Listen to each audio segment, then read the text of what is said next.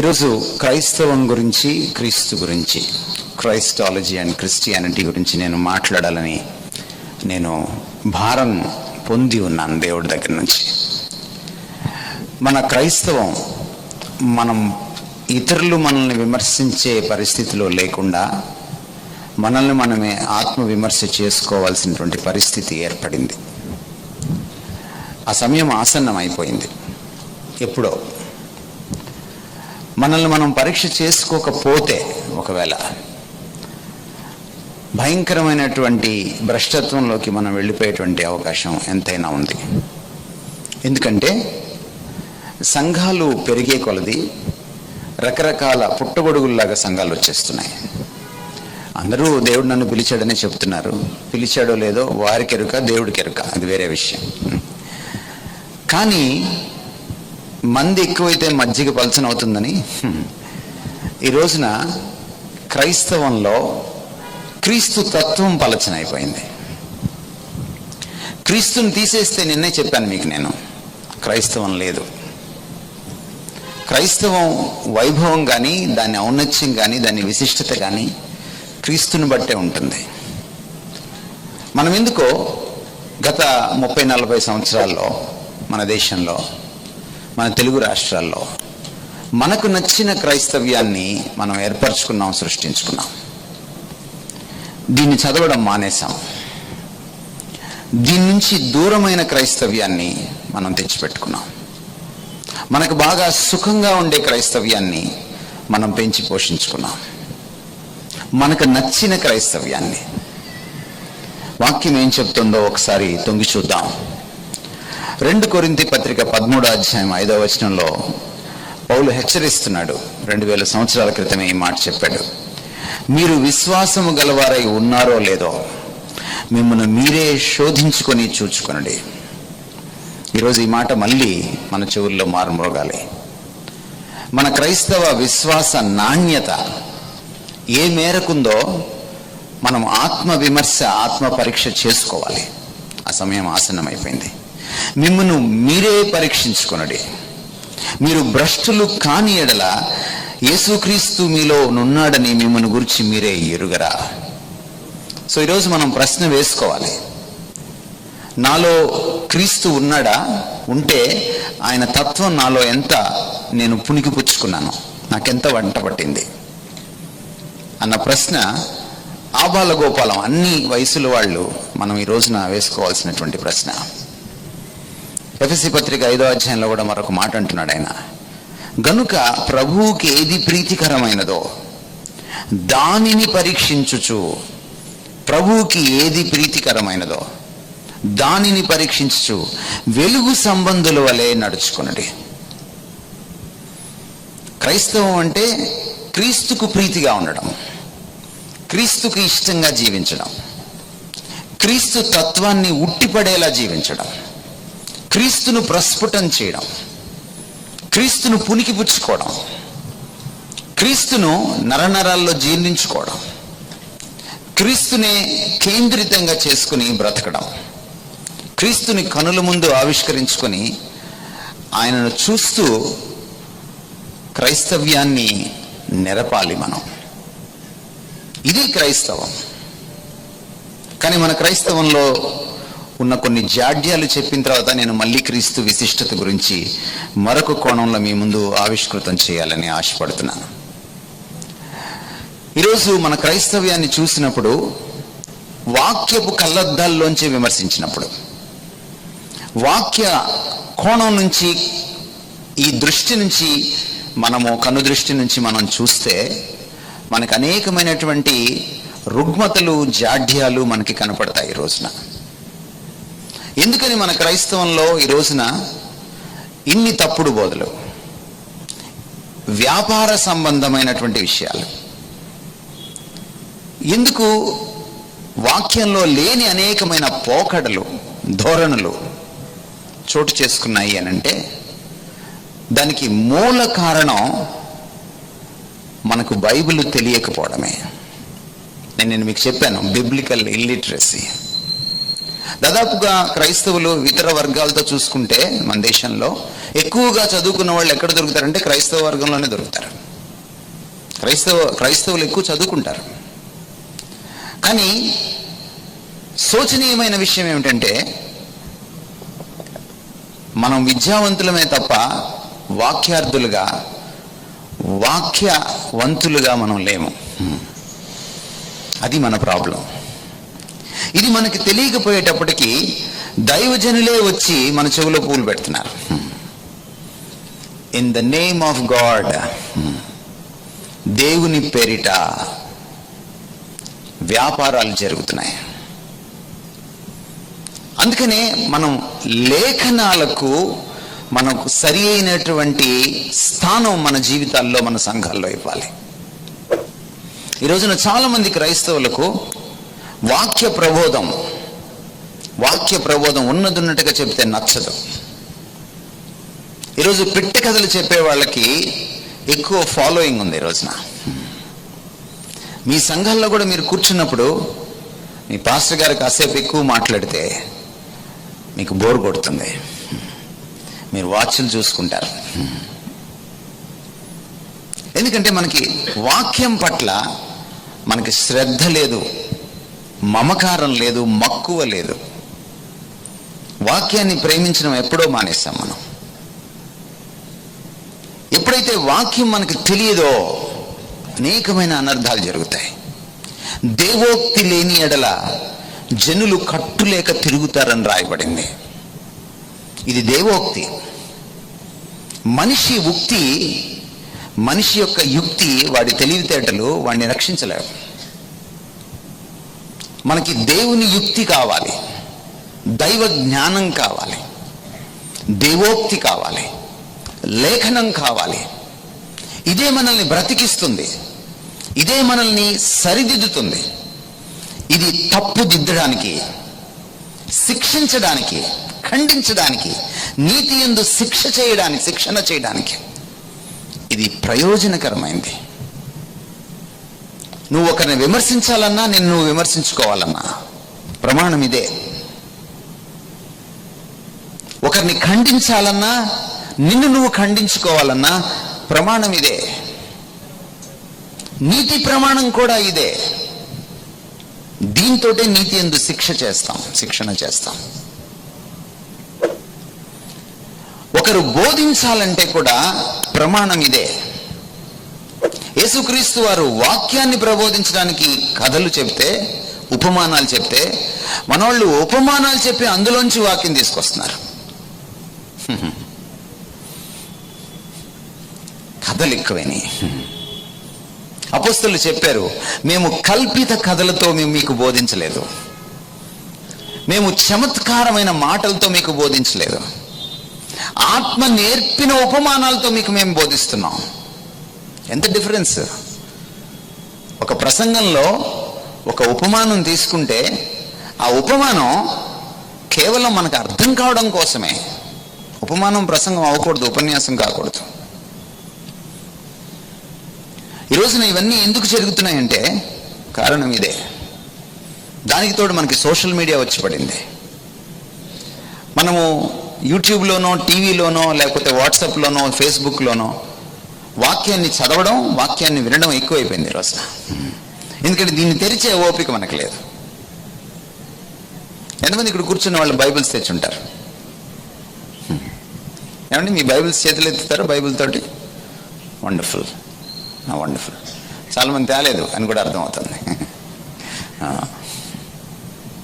అంటే వాడకం తగ్గిపోయింది. బైబిల్ తెచ్చిన వాళ్ళంతా వాడతారని అని అనుకోకండి. వాళ్ళు ఏం వాడేవాళ్ళు ఏం కాదు, కొనిపెట్టుకుంటారు ఇంట్లో అందమైన బైబిల్స్. నేనైతే భ్రమించట్లేదు, నాకు అన్ని వాస్తవాలు తెలుసు. దీన్ని చదవాలి మీరు. మనుషుడు రొట్టె వలన మాత్రం జీవించడు, దేవుని నోటి నుంచి వచ్చే ప్రతి మాట వలన జీవిస్తాడు.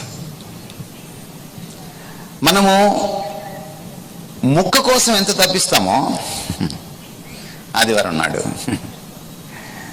ఈ వాక్యపు ముక్క కోసం ఎంత తప్పిస్తున్నారు మీరు? మీరు ఒకసారి త్రాసులో వేసుకొని చూసుకోండి. 40 సంవత్సరాలు ఇశ్రాయేలీలు అరణ్యంలో నడిస్తే వాళ్ళని పోషించింది మన్నా కాదు, పూరేళ్ళు కాదు, బండ సందులోంచి వచ్చిన నీళ్లు కాదు, దేవుని మాట.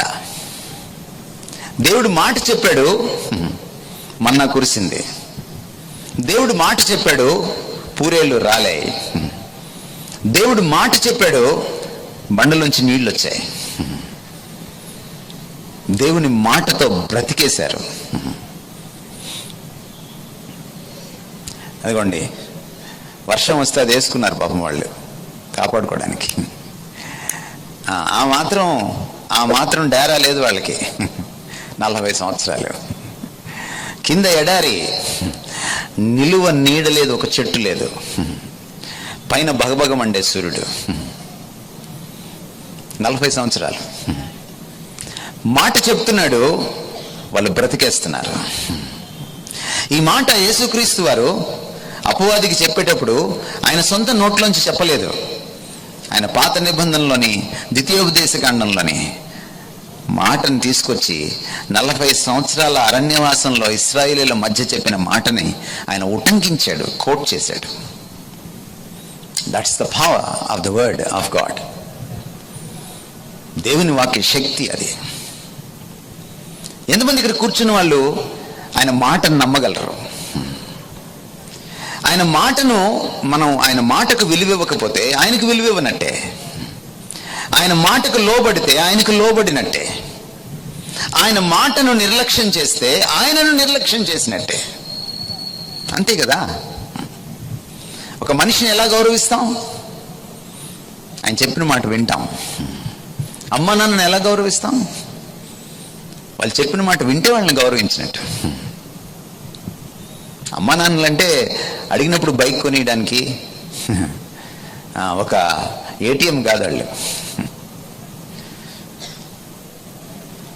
మనం ఒక మనిషికి విలువిచ్చామంటే అతని మాటకు విలువిస్తాం. దేవుని మాటను నిర్లక్ష్యం చేస్తే దేవుణ్ణి నిర్లక్ష్యం చేసినట్టు. ఈ వాక్యాన్ని నిర్లక్ష్యం చేసిన ఏ సమాజం, ఈ వాక్యాన్ని నిర్లక్ష్యం చేసినటువంటి ఏ దేశం, ఏ జాతి కూడా మనుగడ సాధించలేదు. మీరు పాత నిబంధన చదివితే మీకు పదే పదే దేవుడు ఇశ్రాయేలీని శిక్షించడం కనబడుతుంది. పదే పదే ఇశ్రాయేలీలు ఓడిపోవడం కనబడుతుంది ఇతర రాజుల చేతుల్లో. వాళ్ళు చివరికి చెరగా కొనిపోవడం కూడా మనకి కనబడుతుంది. వారిని దాదాపు 70 సంవత్సరాలు వాళ్ళు చెరలో మ్రగ్గారు. కారణం ఏమిటంటే వాళ్ళు ఈ మాటను నిర్లక్ష్యం చేశారు. దేవుడిచ్చిన ధర్మశాస్త్రాన్ని వాళ్ళు మీరారు. దానికి పట్టం కట్టలేదు, దానికి పెద్దపీట వేయలేదు. ఆయన ధర్మశాస్త్రం ఇచ్చినప్పుడు చెప్పాడు, మీరు కుడికైనను ఎడమకైనను తిరగకూడదు, దీన్ని మీరు పాటించాలి. మీరు పాటించడమే కాదు, మీ పిల్లల పిల్లలకు దీన్ని నేర్పించాలి, బోధించాలి. మీరు కూర్చున్నప్పుడు, మీరు లేచినప్పుడు, మీరు పడుకున్నప్పుడు, మీ భోజనపు బల్ల దగ్గర మీరు దీన్ని వారికి నేర్పించాలి, చెప్పాలి. మీ నుదుట బాసికాలుగా దీన్ని కట్టుకోవాలి, మీ గుమ్మాల పైన దీన్ని రాసుకోవాలి. వాక్యపు స్పృహలో మీరు జీవించాలి అని చెప్పాడు ప్రభు వారికి. క్రైస్తవ్యాన్ని వేరు చేసేది ఏంటి ఈ ప్రపంచంలో? క్రైస్తవ సంస్కృతిని సృష్టించేదేంటి ఈ ప్రపంచంలో? ఇదే వాక్యమే. ప్రతి సంస్కృతికి కొన్ని కట్టుబాట్లు ఉంటాయి, కొన్ని ఆచార వ్యవహారాలు ఉంటాయి, కొన్ని పద్ధతులు ఉంటాయి. ఒక వేషం, ఒక భాష, ఒక వస్త్రధారణ ఉంటుంది, ఓ పద్ధతి ఉంటుంది. ఎక్కడి నుంచి వస్తుంది అది క్రైస్తవ్యానికి? క్రైస్తవ్యం భిన్న సంస్కృతుల మధ్యలో ఓ కొత్త సంస్కృతిని సృష్టిస్తుంది. ఇక్కడి నుంచి వస్తుంది, ఇక్కడి నుంచే వస్తుంది. ఎందుకు క్రైస్తవ దేశాల్లో ఈ రోజున నాణ్యత ఉంటుంది. ఈరోజు మనం వాడే ఎక్విప్మెంట్ అంతా కూడా, ఇక్కడ వాడే ఎక్విప్మెంట్ అంతా కూడా 90% ఎక్విప్మెంట్ మీరు క్రైస్తవ దేశాల నుంచి మీరు దిగుమతి చేసుకుంటారు. ఈ ఈ మీటింగ్లోనే, క్రైస్తవ మీటింగ్లోనే కాదు, ఏ మతం మీటింగ్ జరిగినా ఆ క్రైస్తవ దేశాల నుంచి మీరు ఎక్విప్మెంట్ ఇక్కడ తెచ్చుకుంటారు. ఎక్కడి నుంచి వచ్చింది వాళ్ళకి నాణ్యత? ఇందాక మనం పాడాం, మంగళమేసునకు నిపుణ వేద్యునకు. నిపుణ వేద్యుడు ఆయన, నిపుణతను మనలో సృష్టించేవాడు, మనకిచ్చేవాడు. His Excellency gives me excellency in my work. ఆయన ఎక్సలెన్సీ నాకు ఎక్సలెన్స్ని ఇస్తుంది నా వృత్తిలో. మీరు టీచర్ అయినా, మీరు ప్రొఫెసర్ అయినా, మీరు తహసీల్దార్ అయినా, మీరు ప్రిన్సిపల్ అయినా, మీరు డాక్టర్ అయినా, ఇంజనీర్ అయినా, ఆయన ఇస్తాడు. That's the difference that you make as a Christian. ఒక టీచర్కి క్రిస్టియన్ టీచర్కి డిఫరెన్స్ ఉంటుంది, ఒక డాక్టర్కి క్రిస్టియన్ డాక్టర్కి డిఫరెన్స్ ఉంటుంది, ఒక ప్రిన్సిపల్కి క్రిస్టియన్ ప్రిన్సిపల్కి డిఫరెన్స్ ఉంటుంది. ఎస్, ఒక గవర్నమెంట్ ఆఫీసర్కి ఒక క్రిస్టియన్ గవర్నమెంట్ ఆఫీసర్కి డిఫరెన్స్ ఉంటుంది. ఇక్కడి నుంచి వస్తుంది ఆ సంస్కృతి. నైతిక విలువలు, నిపుణత, వృత్తి పట్ల శ్రద్ధ, మమకారం, అన్ని విషయాల్లో, కుటుంబంలో, సమాజంలో, సంబంధ బాంధవ్యాల్లో, ఆర్థిక లావాదేవీల్లో నీతి విలువలని తీసుకువచ్చేది ఇదే. ఇది కేవలం ఆదివారం చదువుకునే పుస్తకం కాదు. అప్పుడప్పుడు మీకు ఏదన్నా అయితే ఆ బైబిల్ని గుండె మీద పెట్టుకొని ప్రార్థన చేసుకోవడానికి కాదు ఇది. లేకపోతే భార్యాభర్తల మధ్యలో గొడవ వస్తే బైబిల్ మీద ప్రమాణం చేయడానికి కాదు ఈ పుస్తకం. దీన్ని జీవించాలి, దీన్ని వంట పట్టించుకోవాలి. దేవుని మాట వలన మనం జీవిస్తాం. అందుకనే మనం ఈరోజు రాత్రి ఒక కంకణం కట్టుకోవాలి. దీన్ని నేను చదువుతాను. ఎంత చదువుతానంటే ఇది అర్థమయ్యేదాకా చదువుతాను. ఎంత చదువుతానంటే ఇది నేను అరాయించుకునేంత వరకు చదువుతాను. నా నరనరాల్లోకి ఎక్కించుకొని జీర్ణించుకునేంత వరకు చదువుతాను. ఇది నా మాటను, నా తలంపును, నా ప్రతి రియాక్షన్ని, నా స్పందనను, నా క్రియల్ని ఇది శాసించే వరకు నేను దీన్ని చదువుతాను. దేవుని వాక్యం రెండంచెలు గల ఎటువంటి ఖడ్గము కంటే వాడి గలదై, బలము గలదై, ప్రాణాత్మలను కీలను విభజించినంత మట్టుకు దూరుతుంది. అది హృదయం యొక్క తలంపుల్ని శోధిస్తుంది. మనము తావిస్తేనే. We need to come out of this biblical illiteracy. ఈ వాక్యపు నిరక్షరాస్యత నుంచి మనం బయటపడాలి. ఇది చాలా చాలా ప్రాముఖ్యం క్రైస్తవ్యానికి. క్రైస్తవ్యాన్ని ప్రక్షాళనం చేయగలిగింది 21వ శతాబ్దంలో ఇది ఒకటే, ఇంకేది కాదు. ఆయన తన సంఘాన్ని తన ఎదుట ముడత, మచ్చ, కలంకము అట్టిది మరి ఏది లేకుండా పరిశుద్ధంగా నిల్చోబెట్టుకోవడానికి ఆయన వాడేటువంటి సాధనం ఏమిటంటే వాక్యం అనే ఉదక స్నానం. ఎఫెసీ పత్రిక 5వ అధ్యాయం మీరు చదివితే వాక్యంతో సంఘాన్ని కడుగుతాడు ఆయన. వాక్యంతో కడుగబడని సంఘం, వాక్యంతో కడుగబడని క్రైస్తవం రేపు ఆయన వచ్చినప్పుడు ఆయన ముందు నిలువ చాలదు. అక్రమము చేయవర్లారా నా ఇద్దరు నుంచి తొలగిపోండి అనే బ్యాచ్లో మనం ఉంటాం. అది చాలా బహుభయంకరమైనటువంటి దినం. అది బహుభయంకరమైన దినం. అది ఈరోజు నువ్వు నీ డినామినేషన్లో గర్వించవచ్చు, ఈరోజు నీ చర్చ్లో నువ్వు గర్వించవచ్చు, ఈరోజు నువ్వు నీ సీనియారిటీలో గర్వించవచ్చు. బట్ దీన్ని వంట పట్టించుకొని దీన్ని జీవించితే తప్ప నువ్వు రేపొద్దున రక్షించబడే బ్యాచ్లో ఉండవు. దీన్ని మనం పాటిస్తేనే ఆయన మనం ప్రేమించినట్టు. ఆయన చెప్పాడు యోహాను సువార్తలో, మీరు నన్ను ప్రేమించిన యెడల నా మాటలు మీరు గైకొంటారు. అదే గుర్తు. మీరు నన్ను ప్రేమించారనడానికి గుర్తు ఏమిటంటే ప్రభు చెప్పిన మాట, నా మాట మీరు వింటారు, దానికి విధేయత చూపిస్తారు. అంతే. ఆయన యూదులతో చెప్పాడు 8వ అధ్యాయంలో, మీరు నా మాటలు గైకొంటే మీకు సత్యం అర్థమవుతుంది. ఎవరికి అర్థమవుతుందండి సత్యం? విధేయత చూపించేవాడికే సత్యం అర్థమవుతుంది. ఎందుకు ఈ లోకంలో నేనే సత్యం అని చెప్పుకున్న క్రీస్తు అందరికీ అర్థం కావట్లేదు? ఎవరు విధేయత చూపిస్తారో వారికే సత్యం అర్థమవుతుంది. మీరు నా వాక్యమును గైకొనిన యెడల మీరు సత్యమును గ్రహించుదురు, అప్పుడు సత్యము మిమ్ములను స్వతంత్రులుగా చేయును. 8:31, 32 కలిపి చదవాలి మనం. 32 ని 31 నుంచి విడాకులు ఇచ్చి చదవకూడదు. ఆయన వాక్యంలో మనం ఉండాలి. అప్పుడే మీరు సత్యవర్తనులు అవుతారు. సత్యవర్తనునకు స్తోత్రం చెప్పాడు రచయిత ఇందాక పాడిన పాటలో. వాక్యం చాలా ప్రాముఖ్యం.